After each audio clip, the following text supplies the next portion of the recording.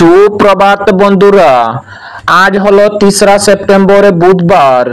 আজকের সকালের বরাক উপত্যকার শিলচর, করিমগঞ্জ, হাইলাকান্দি সহ আসামের বিশেষ বিশেষ খবরগুলি হলো: করিমগঞ্জ জেলার নাম পরিবর্তনের বিরুদ্ধে আগামী 6 সেপ্টেম্বর ধর্মঘট সফল করার আহ্বান প্রতিরোধ নাগরিক কমিটির। আগামী 6 সেপ্টেম্বর এই ধর্মঘটকে সফল করতে জেলার সমস্ত শিক্ষা প্রতিষ্ঠান, অফিস আদালত, দোকানপাট, হাট বাজার এবং যানবাহন বন্ধ রেখে এই ধর্মঘটকে সফল করার আহ্বান প্রতিরোধ নাগরিক কমিটির। বিস্তারিত থাকবে প্রতিবেদনে। শিলচর মেডিকেল কলেজ হাসপাতালে গতকাল একজন ভুয়া নকল চিকিৎসক আটক। 2 দিনের প্লেসমেন্ট প্রশিক্ষণ কর্মশালা আয়োজিত শিলচর আসাম বিশ্ববিদ্যালয়ে।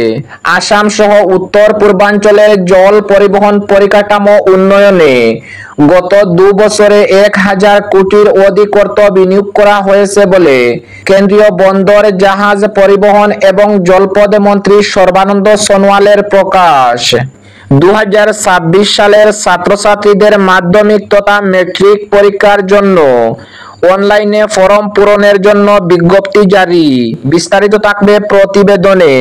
শিলচর পৌর নিগম গতকাল উচ্ছেদ অভিযান চালিয়েছে এবং আগামী 13 সেপ্টেম্বর প্রধানমন্ত্রী নরেন্দ্র মোদীর প্রস্তাবিত মিজোরাম সফরকে সফল করে তুলতে চূড়ান্ত প্রস্তুতি অব্যাহত। তাহলে বিস্তারিত খবরে যাওয়ার আগে অবশ্যই ভিডিওটিতে একটি লাইক দিয়ে চ্যানেলটি সাবস্ক্রাইব করে পাশের বেল আইকনটি বাজিয়ে রাখবেন এবং ফেসবুক পেজে দেখে থাকলে পেজটি ফলো করে ভিডিওটি শেয়ার করবেন যাতে সঠিক খবরগুলি সবার কাছে পৌঁছাতে পারি। এবার শুনুন আজকের খবরের বিস্তারিত। প্রথম খবর, করিমগঞ্জ জেলার নাম পরিবর্তনের বিরুদ্ধে আগামী 6 সেপ্টেম্বর ধর্মঘটে সফল করার আহ্বান প্রতিরোধ নাগরিক কমিটির। আগামী 6 সেপ্টেম্বর এই ধর্মঘটকে সফল করতে জেলার সমস্ত শিক্ষা প্রতিষ্ঠান, অফিস আদালত, দোকানপাট, হাট বাজার এবং যানবাহন বন্ধ রেখে ধর্মঘটকে সফল করার আহ্বান প্রতিরোধ নাগরিক কমিটির।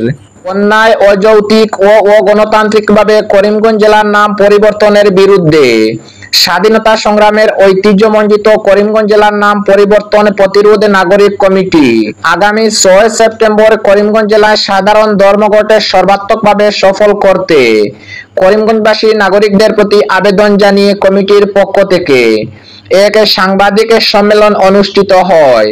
সাংবাদিক সম্মেলনে উপস্থিত ছিলেন কমিটির আহ্বায়ক সুনীত রঞ্জন দত্ত, রজত চক্রবর্তী, অরুণাংশ ভট্টাচার্য, সুদীপ্তা দে চৌধুরী।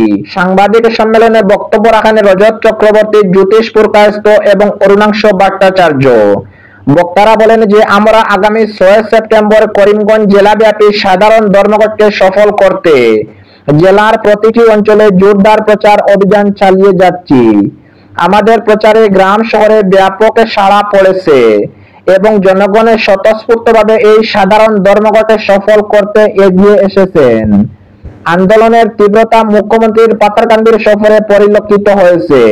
সংবাদ মাধ্যমের পক্ষ থেকে বারবার নাম পরিবর্তনের প্রসঙ্গ তার কাছে প্রশ্ন আকারে উত্থাপন করা হয়েছে এবং মুখ্যমন্ত্রীর প্রশ্নের সঠিক উত্তর দেওয়ার পরিবর্তে ইতিহাসে বিকৃত করে বক্তব্য রেখেছেন।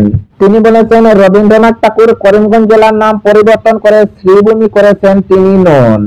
এই বক্তব্যের যে কোনো সত্যতা নেই তা কারো অজানা নয়। অসমের মুখ্যমন্ত্রী এ বিষয়ে অবহিত না হয়ে রবীন্দ্রনাথ ঠাকুর সম্পর্কে বিরূপ মন্তব্য করার অর্থই হচ্ছে কার্যত মহান এই মনীষীকে অপমান করা।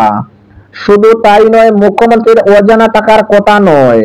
করিমগঞ্জ জেলার নাম পরিবর্তনের সিদ্ধান্ত প্রত্যাহারের দাবিতে যে আন্দোলন চলেছে, এতে করিমগঞ্জ জেলার জাতি, ধর্ম, বর্ণ নির্বিশেষে বুদ্ধিজীবী ও সচেতন নাগরিকরা যুক্ত হয়ে একটি নাগরিক কমিটি গঠন করেছেন। ফলে তিনি বরাক উপত্যকার নাগরিকদের করিমওয়ালা বলে অপমানিত করেছেন। আমরা তার এ ধরনের অবিবেচক মন্তব্যের তীব্র নিন্দা ও ধিক্কার জানাই। এই গণতান্ত্রিক এবং অন্যায় পদক্ষেপ গ্রহণের মাধ্যমে করিমগঞ্জ জেলায় গড়ে ওঠা স্বাধীনতা আন্দোলন, মাতৃভাষা আন্দোলন সহ বিভিন্ন ঐতিহাসিক আন্দোলনের ইতিহাস এবং নেতাজি রবীন্দ্রনাথের, বিপিন চন্দ্র পালের স্মৃতিধন্য করিমগঞ্জ শহর তথা জেলার ভূমিকাকে নাশাত করা হয়েছে।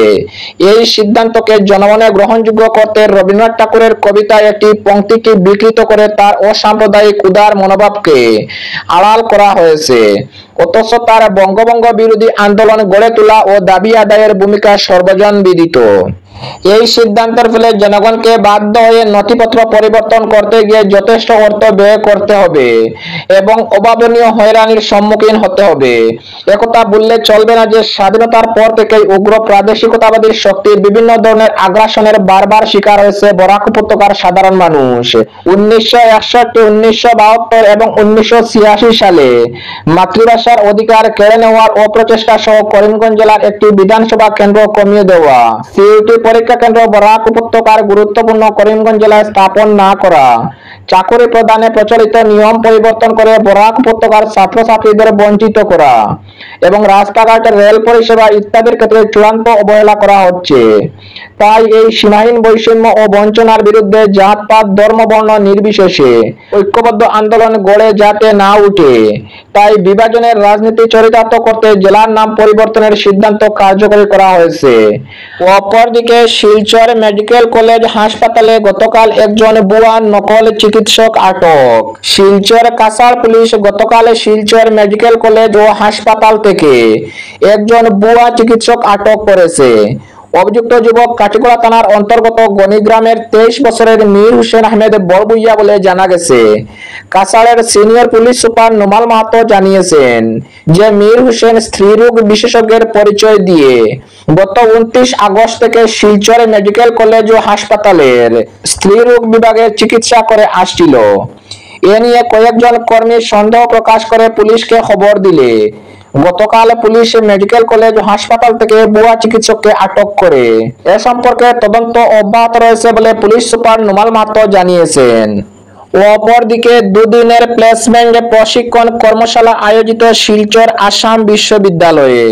চাকরির পরীক্ষায় উত্তীর্ণ হওয়ার লক্ষ্যে শিক্ষার্থীদের আত্মবিশ্বাস ও মনোবল বাড়াতে দুদিনের এক প্রশিক্ষণ কর্মশালা আয়োজিত হলো আসাম বিশ্ববিদ্যালয়ে।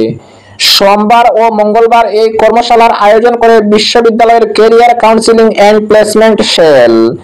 এতে বিভিন্ন বিভাগের পড়ুয়ারা অংশ নেন। অপরদিকে আসাম সহ উত্তর পূর্বাঞ্চলের জল পরিবহন পরিকাঠামো উন্নয়নে গত 2 বছরে 1000 কোটির অধিক অর্থ বিনিয়োগ করা হয়েছে বলে কেন্দ্রীয় বন্দর, জাহাজ পরিবহন ও জলপথ মন্ত্রী সর্বানন্দ সোনোয়ালের প্রকাশ। আসাম সহ উত্তর পূর্বাঞ্চলের জল পরিবহন পরিকাঠামো উন্নয়নে গত 2 বছরে 1000 কোটির অধিক অর্থ বিনিয়োগ করা হয়েছে। কেন্দ্রীয় বন্দর, জাহাজ পরিবহন এবং জলপথ মন্ত্রী সর্বানন্দ সোনোয়াল আগামী 27 অক্টোবর থেকে 31 অক্টোবর পর্যন্ত মুম্বাইয়ে অনুষ্ঠেয় ভারতীয় সামুদ্রিক সপ্তাহ 2025 এর সঙ্গে সঙ্গতি রেখে গতকাল গুয়াহাটিতে আয়োজিত একটি রোড শোতে অংশগ্রহণ করার পর একথা জানিয়েছেন তিনি। তিনি সব অংশীদারদের ভারতীয় সামুদ্রিক সপ্তাহের কর্মসূচিতে স্বাগত জানানো সহ দেশের সর্ববৃহৎ সামুদ্রিক কর্মসূচিতে অংশগ্রহণ করার আহ্বান জানান। এই কর্মসূচিতে কম করে 30টি দেশের প্রতিনিধি অংশগ্রহণ করবেন। তিনি জানান, এই অনুষ্ঠানের মাধ্যমে উত্তর পূর্বাঞ্চলের জলপথ ব্যবহার এবং পর্যটন ক্ষেত্রের প্রয়াস করার পদক্ষেপ গ্রহণ করা হবে। এর মাধ্যমে আসাম তথা উত্তর পূর্বাঞ্চলে দেশের জল পরিবহন ক্ষেত্রের অংশীদার করে তোলার লক্ষ্যমাত্রা নির্ধারণ করা হয়েছে। কেন্দ্রীয় মন্ত্রী সর্বানন্দ সোনোয়াল আরও জানান যে জার্মানির প্রথম স্থানের পরিবহন company Rhenus logistic private limited Barak ও ব্রহ্মপুত্র এবং গঙ্গা নদীকে নিয়ে ইতিমধ্যে অধ্যয়ন সম্পূর্ণ করা হয়েছে। এই অধ্যয়নে বরাক, ব্রহ্মপুত্র এবং গঙ্গা নদীতে মালবাহী জাহাজ চলাচলের সুবিধা রয়েছে বলে উল্লেখ করা হয়েছে। অপরদিকে 2026 সালের ছাত্রছাত্রীদের মাধ্যমিক তথা ম্যাট্রিক পরীক্ষার জন্য অনলাইন ফর্ম পূরণের জন্য বিজ্ঞপ্তি জারি করা হয়েছে। অপরদিকে শিলচর পৌর নিগম গতকাল শিলচরে উচ্ছেদ অভিযান চালিয়েছে। শিলচরকে পরিষ্কার পরিচ্ছন্ন, সবুজ ও সুসংগঠিত শহরে পরিণত করার লক্ষ্যে শিলচর পৌর নিগম গতকাল শহরের রাস্তাঘাট ও ফুটপাত দখল করে থাকা অবৈধ দোকানপাটে উচ্ছেদ অভিযান চালিয়েছে। এই অভিযানের মূল উদ্দেশ্য শুধুমাত্র রাস্তা, ফুটপাতকে দখলমুক্ত করা নয়, বরং শহরের সার্বিক সৌন্দর্য বৃদ্ধি, যান চলাচল সহজ করা এবং জননিরাপত্তা নিশ্চিত করা।